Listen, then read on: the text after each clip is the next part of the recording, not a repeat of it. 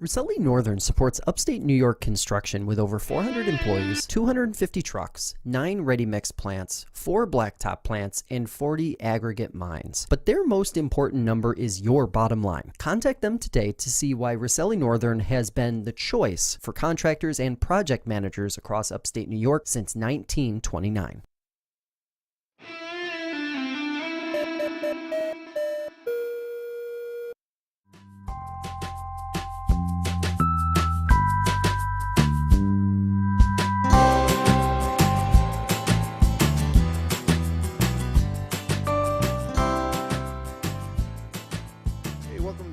FLX Weekly here on Wednesday, January 3rd, 2024. I'm Jim Sinacropi, live inside the FingerLakes1.com studios in Seneca Falls, New York. Today we'll be talking with Luca Spagnolo, who has recently completed an 88-mile run around Cayuga Lake, which was the last Finger Lake on his list of, I think, 9 total lakes that he has run around, beginning in late September and coming up, finishing with Cayuga Lake in about 3 days before Christmas on December 22nd. So pretty fascinating.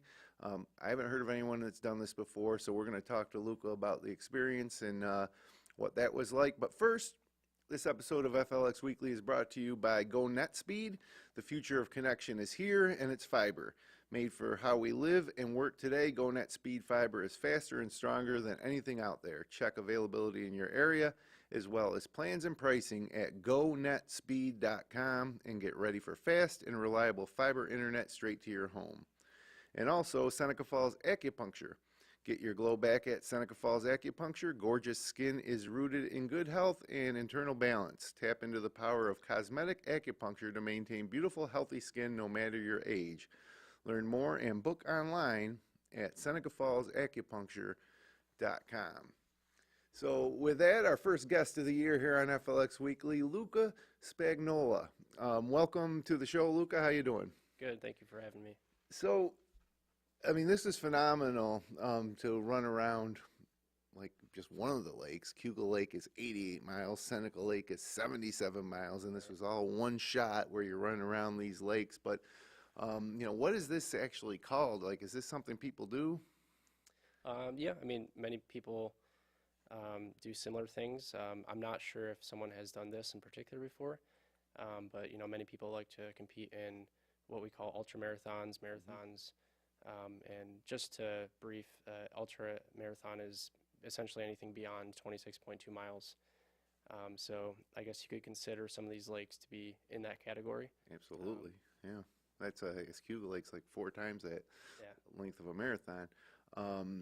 And is this something you compete in as well? Like, do you compete in ultra marathon races, ultra distance races? I do not, no. I've only signed up for a few marathons in my life. I've done a few marathons solo, and I, you know, never have competed at a high level in any sense. So this is, it was definitely a new experience for me. Yeah, that's kind of an interesting twist to it. So we were talking before the show, and you said you kind of ran not all the way around Cayuga Lake, but a little bit, and then you decided to, from there, do all of the 9 lakes of the Finger Lakes, one by one. You started the shortest, right? Right. Yeah, so back last summer, I had attempted to run around Cayuga and only had successfully done 42 of the 59 miles. And so after that, I sort of, that sort of sparked the interest in potentially doing all the lakes, and I put that idea aside for a little while, but it definitely kept coming back and it was bugging me, so I wanted to see if I could actually do it. So yeah, just recently in the past 4 months, all the 11 Finger Lakes I've been able to run around. 11 Finger Lakes, right. Okay. Remarkable. So that first run you did on Cayuga last summer, did that make you realize, geez, I got to do some training here? Or like, what did you do to prepare?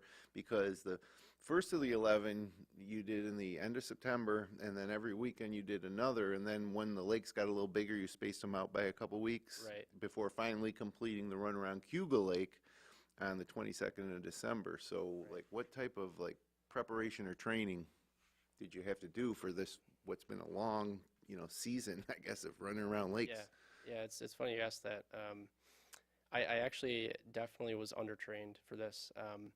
So the first lake around, or the first run around Cayuga a while back, I realized that yes, I need to train more. So there was some training throughout the summer, sporadic training, not certainly as much as someone that competes in ultra running would do. But it was more of a mindset of going into the lakes of not giving myself the option to quit. Okay. So I think that's what carried me through. Yeah, and so I imagine there's plenty of times where quitting would be so easy. Like, it's I mean, you're talking about some serious distances here, and I don't think there's under any circumstances where any of this would be easy. But the first lake you did was Yeah, so that was Canisius? Canada's. Canada's, okay. Yep. So that's if that's how you pronounce it. Actually, I don't. Yep. I'm not sure if I mispronounced that, but that's the smallest. So I went from smallest to largest.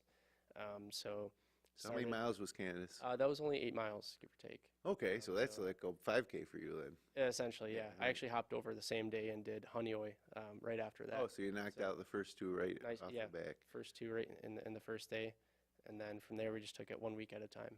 Okay, so take us through the next few lakes and how the distances. Yeah, so I mean the first few lakes were pretty similar in distance. After Honeyoi was Atisco, and Atisco was about 19 miles, I believe. From there, we hopped back over to Hemlock, so essentially the other side of the Finger Lakes. That was also around 21, 22 miles, I believe.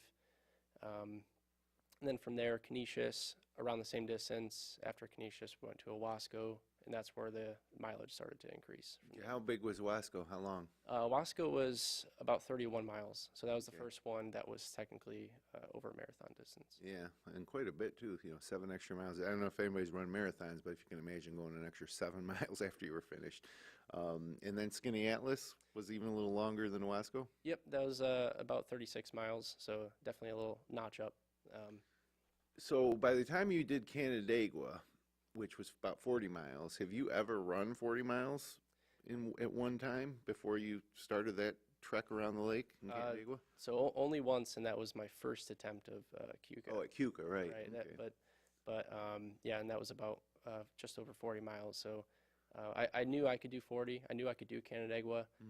But from Canandaigua on, that was total uncertainty, just because I've never been in that. So next up is Cayuga, and like you said, you Right. tried to do that before, but not seriously, and you Right. didn't make it all the way around. So now you have 59 miles. Right. As we get a look at there you are out on the road running around, all day long, Yeah, essentially. basically. Cayuga Lake, 59 miles. Were you nervous before you started? Like, By then, I wasn't nervous. It was more just a concern of potential injury and just not wanting to let an injury, pull me out of the run sooner than, essentially not allowing me to complete. Because when you do those distances with that frequency, every week essentially, and when you're also under trained for it, your body takes the brunt of that. It takes a pretty good beating. So it takes time to recover. so where does the beating occur? Is it like the pain in your feet? Is it your joints? Is it like your internal organs like that? You're really pushing your entire body to do this. A lot of it goes to the hips, the knees, and the feet. So the hips get tight, and I learned a lesson on stretching. I had to stretch every night just in order to open the hips up and just allow myself to essentially just walk normally. But the knees, the ligaments around the knees certainly take time as well, and that was a concern going into the longer distances with potential injury.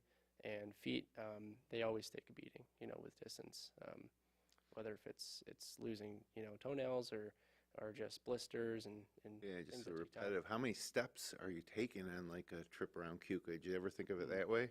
Yeah, I had my watch on me that day. I'm not sure if it's completely accurate. I think that was 120,000, give or take, steps, I want to say. Man, So yeah, definitely a lot. And that we started, I think, at around 6 in the morning, and so we ended at it was just shy of 12 hours. So ended at 5:30, give or take, at night. Okay, so that's Cayuga for 59. So that's in the bag. You take a couple weeks off to kind of recoup and prepare for Seneca Lake, which is 77 miles. And interesting thing about some folks watching this may have participated in the Seneca 7, which is a 7-person relay race around Seneca Lake. So every year, teams of 7 do this relay race around Seneca Lake, but that's divided up between 7 people. So you're doing this all yourself. So I'm sure a lot of people that participate in that race can probably appreciate the type of feat that this is.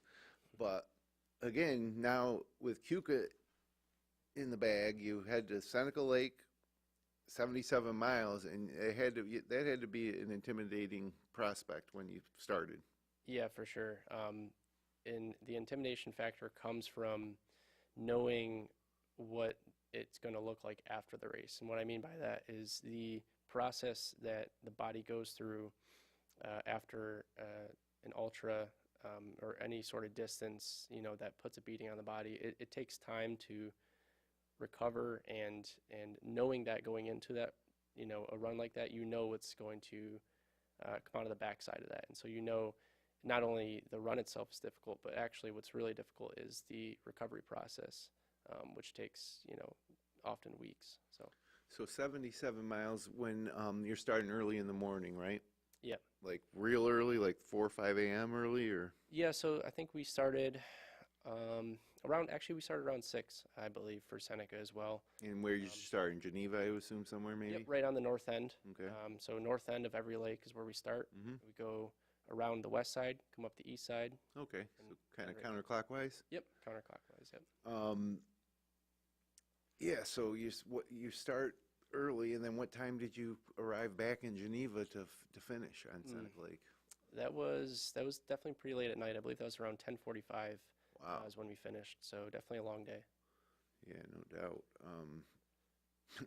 So now that that's done, you have to do another one a few weeks later that's going to be 11 miles longer than that on Cayuga Lake. Was there any part of you that said, geez, I don't think I can do that? Again, I would say the only thing that was on my mind was just making sure that the injuries I had were able to be fixed before the run, because at that point, I was 10 lakes deep, so there was no backing out. So I had to just make sure that the body would hold up for the last one. So coming out of Seneca, I had a small, few small injuries with the knee, the hip. So I had to take time to recover and make sure that I could pull through for the last one. So you start out on Cayuga, and let's say like in the first 20 miles that knee or hip starts bothering you again, like you probably are going to have to at that point cash it in, right? You can't fight through that for that long. So was it some nerves that maybe weren't even going to be able to do the final lake? Yeah, possibly. I think I kind of lucked out a bit with some of the injuries had seemed to healed up pretty well by then. Mm-hmm. They were not totally gone, and of course there's still, with the feet being all beat up, that definitely going into Cayuga with the feet beat up was not in my favor. But it's just one of those things that you have to kind of suck it up and just push through it, if you want to get through it. So let's talk about Cayuga. Where and when did you start Cayuga Lake? Like what time of day and where did you actually start from? Yeah, so we did Cayuga I started at 3 a.m. I wanted to get a nice early start just to avoid all the traffic since we're on the road. 3 days before Christmas too. Yeah. Just wanted to get it in before Christmas.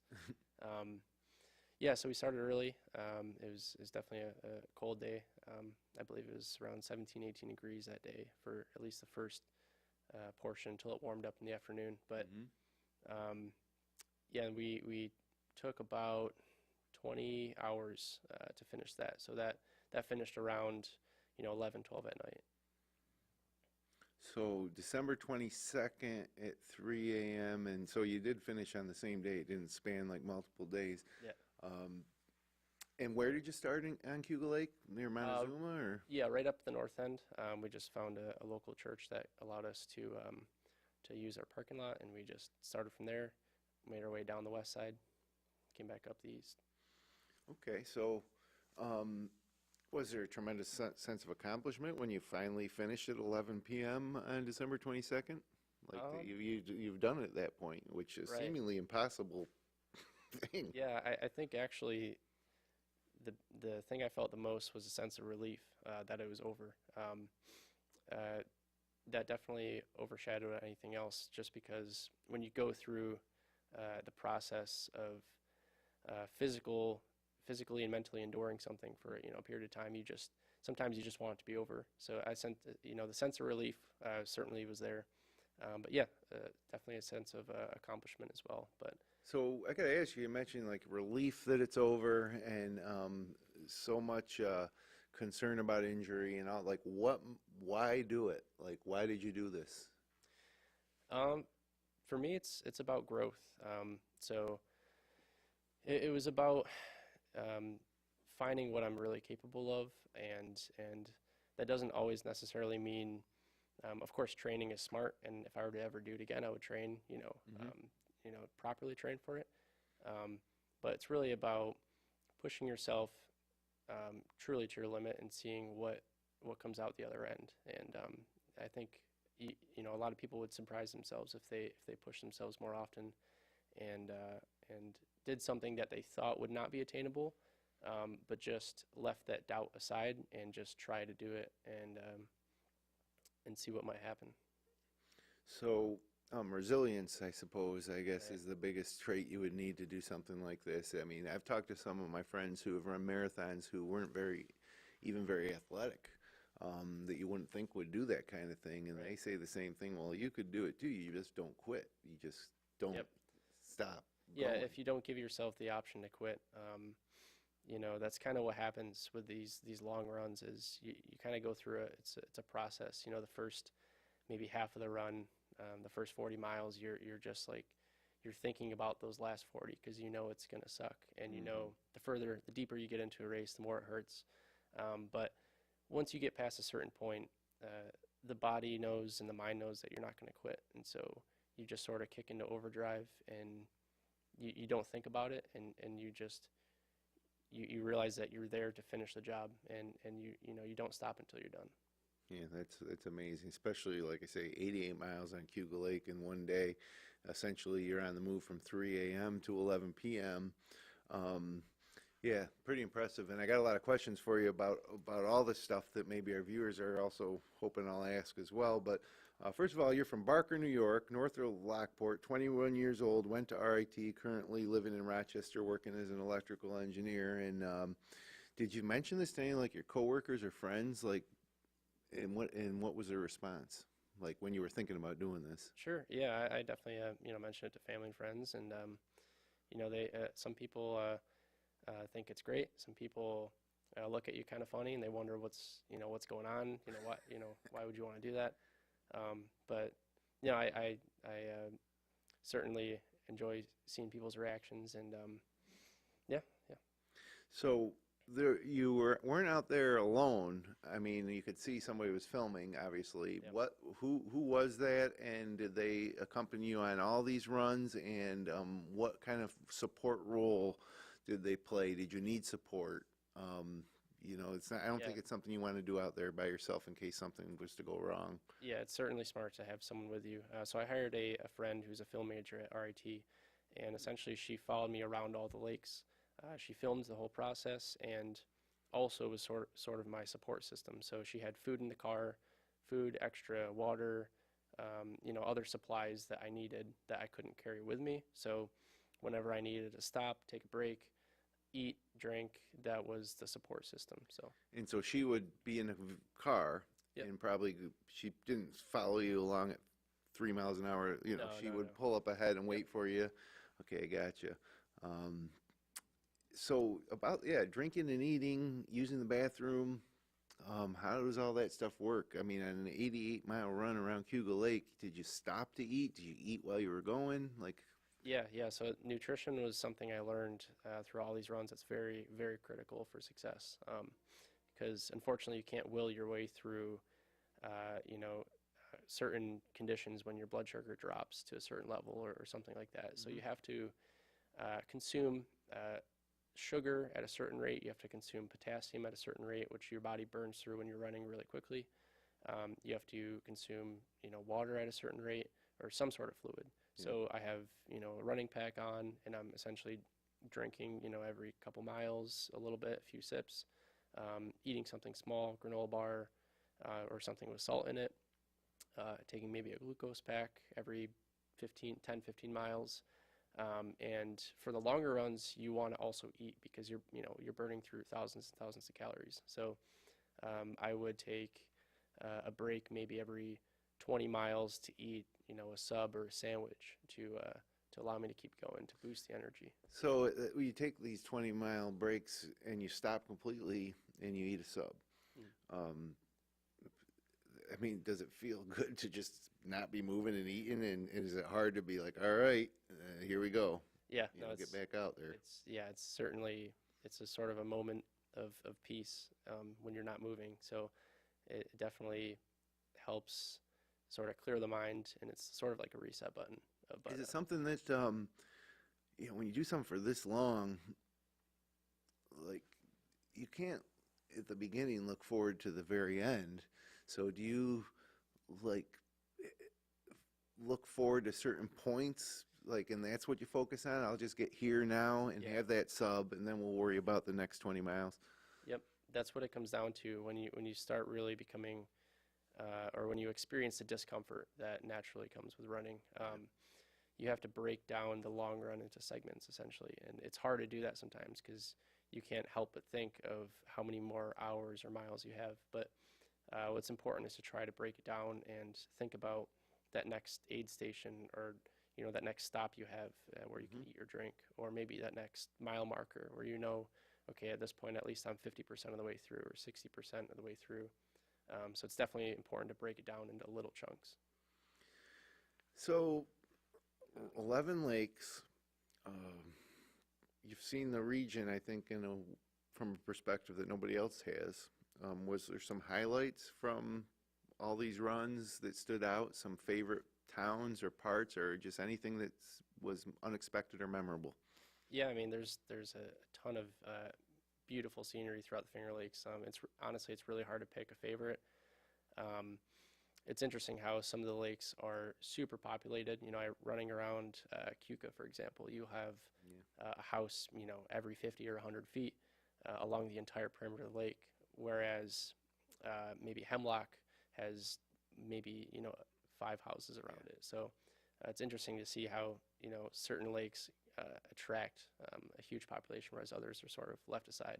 But that certainly does not correlate to the scenery that is there for sure.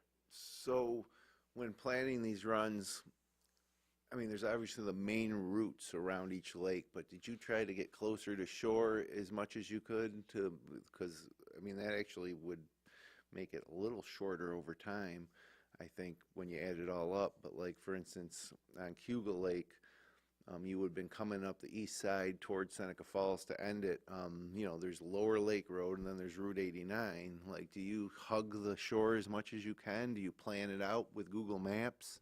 Yeah, the goal was to definitely get as close and stay as close to the perimeter of the lake as possible.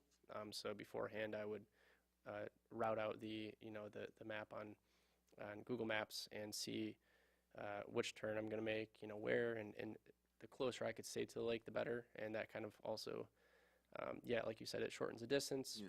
Allows you to know where you are. At least you can see the lake. All right, yeah. So worst case would be take a wrong turn. Right, yeah, yep. So 11 p.m., December 22nd, you're done. You and your partner are in the car. Where do you go from there? Like, you're too tired to celebrate, probably. Yeah, definitely too much discomfort to celebrate. After runs like that, really you sort of go into almost emergency mode. You have to, you go home and you shower and you clean up and you try to stretch as much as you can before you fall asleep, or else your body gets super tight. Yeah. And it'll stay tight for days and days. So stretching is certainly a critical aspect to not having injury or extreme soreness for extended periods of time. But yeah, it's really just it's trying to preserve your body after you're done with these races. You're just trying to keep it all together. And it's phenomenal that you did this in a series, starting at the end of September and culminating with your run around Cayuga Lake. Um, this could be something that some people might try over a period of years, but you kind of did it like in a few months, which makes it even more impressive. And so, to go to shortest to longest too is another kind of element to it. Um, if you mixed it up a little bit, maybe one day would be easier than the next, but the way you did it, every single time you went out, it became exponentially harder. Right. Because Cayuga Lake, 88 miles is, you've mentioned one of the first lakes was, under 20 miles, right? Right. So, Yep.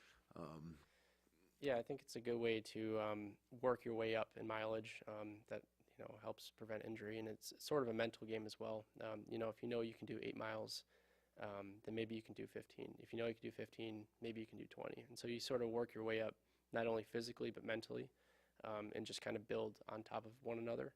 And so I think a lot of people could do it and don't realize they can do it. So if depending on your approach to a goal, I think you can accomplish much more than you realize at first. so you could apply this to other disciplines than just running. I suppose anything in life that seems insurmountable.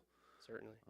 Just the kind of never quit attitude towards anything you do. You think, like, as you're a young man, 21 years old, do you think that having accomplished this is going to serve you well in other life disciplines? Yeah, I think for me it was really just about setting the bar for myself and setting the standard of what I know I can do and what I'm capable of. And it's not always about the physical, accomplishment. It's not really about running. It's just about what you're willing to go through to accomplish the goal. So, I think a lot of people severely underestimate what they're really capable of. And so, I think if you just set, like I mentioned earlier, set the doubt aside and just attack it without thinking about it at first. Of course, you want to approach it in a smart way, but I think a lot of people would surprise themselves of what they could do. Well, it's definitely inspirational from that perspective. Luca Spagnolo, you can check out documentation of this entire accomplishment on YouTube. He's got a YouTube channel. Just search for Luca, Luca Spagnolo, Spagnolo on YouTube. It'll come right up, and there's documentation of all these races. You saw some of the footage on the show here from his YouTube channel. But Luca, congratulations. It's pretty amazing. Even I didn't realize before today that you had done this in just a period of a few months instead of like a couple years.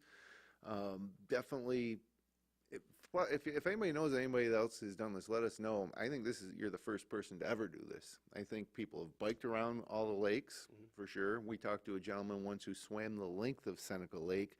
But I think you're the only person that I know of, at least, that has run around at each of the lakes, and it's certainly pretty amazing and impressive.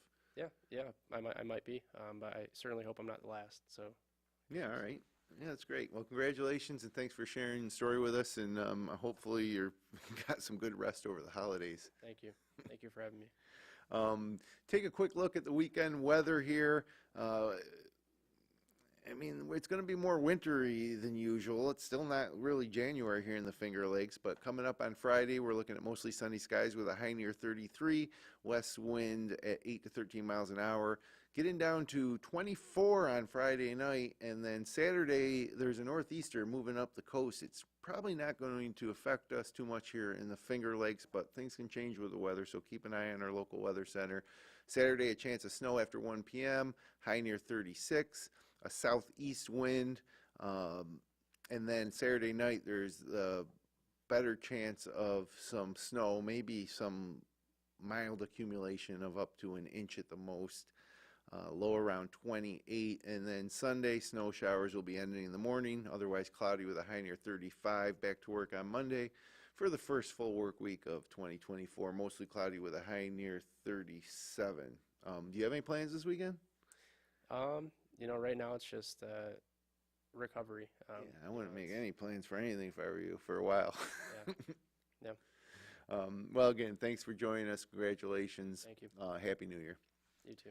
And thanks everybody for joining us here on FLX Weekly. If you enjoyed the show, click like, share, and subscribe. We'll be back next Wednesday. Until then, have a great first full weekend of 2024 here in the Finger Lakes.